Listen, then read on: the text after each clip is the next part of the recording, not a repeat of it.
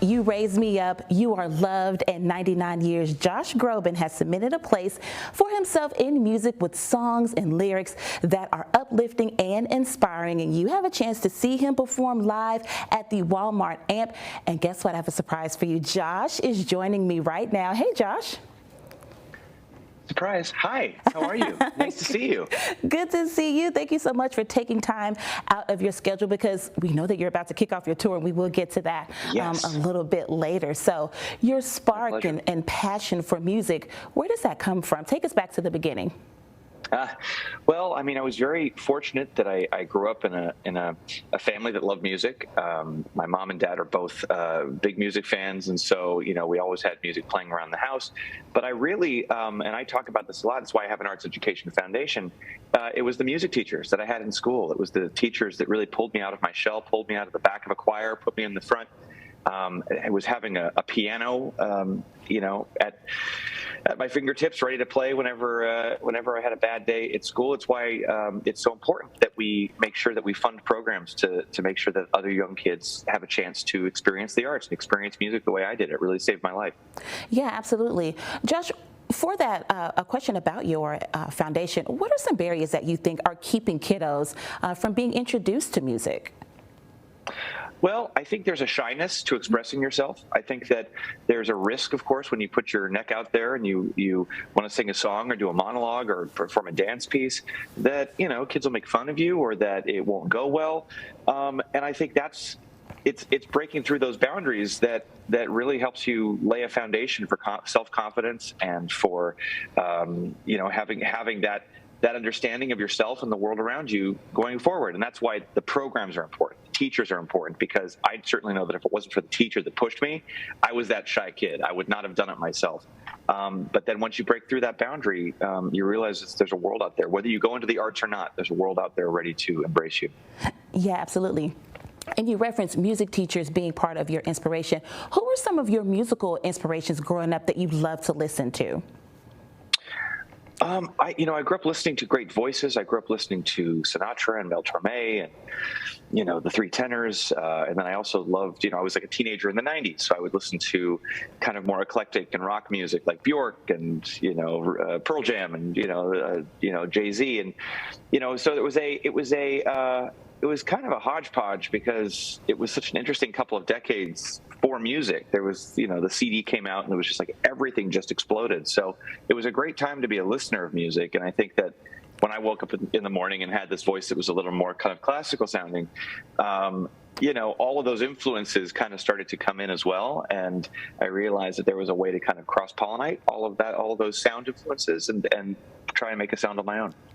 Yeah, and of course, you've worked with many, many artists over the course of your career. Are there some artists out there that you have on your list maybe and say, okay, would love to work with these people? Oh, there's always more artists that have been on your list for a while, and there's new artists every day that are coming out that are absolutely incredible. I'm so lucky that I've sung duets with so many people that I've wanted to sing with, and hopefully the feeling was mutual. But no, I watch the Grammys every year, and I'm just like, man, there's just so many incredible new artists out there. I'd love to sing with them. I'd love to perform. I've done it on the TV show, but I'd love to do something else with Jon Batiste. I think he's unbelievably talented. I'd love to work with someone like Jacob Collier. I'd love to. I'll stand in line. I'd love to sing with Adele. Yeah, there's some great voices out there for sure.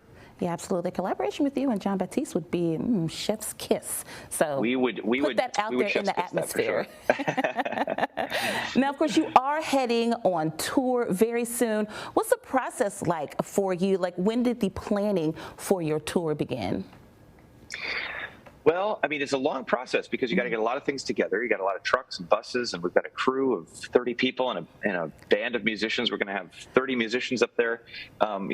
When all is said and done each night, I'll bring out my own band, but then we bring out a lot of local orchestra members and choir members each night. So it's also it's got kind of a local flair. We start talking about it and conceptualizing it for months and months, if not years. And certainly with COVID, it's been years. So we're talking about it. We're talking to stage designers and talking about set lists and talking about music arrangements. We're also going out with Preservation Hall Jazz Band. So for them to grace our stage with their presence gives us all these other fresh ideas of ways we can collaborate.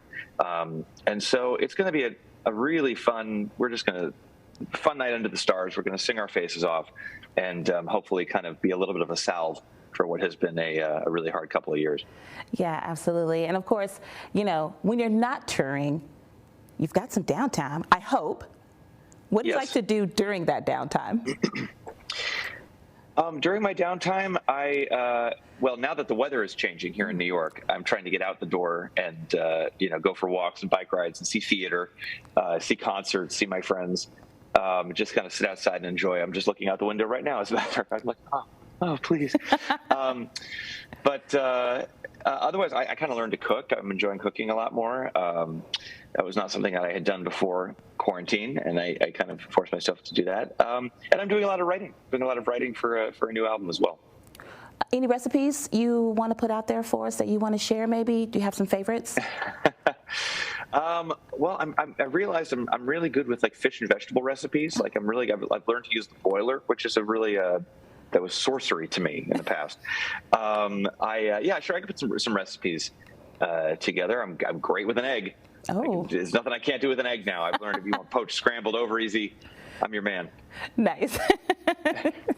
Josh, I can boil water.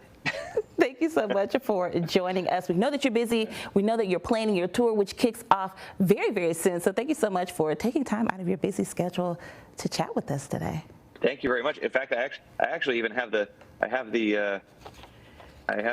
actual date here for you. It's July 21st at the Walmart Arkansas Music Pavilion. That's right. In Rogers, Arkansas. That's right. As Josh said, you can see him perform along with the Preservation Hall Jazz Band at the Walmart Amp Live, July 21st. Looking forward to checking you out, Josh, and hearing more of your beautiful voice.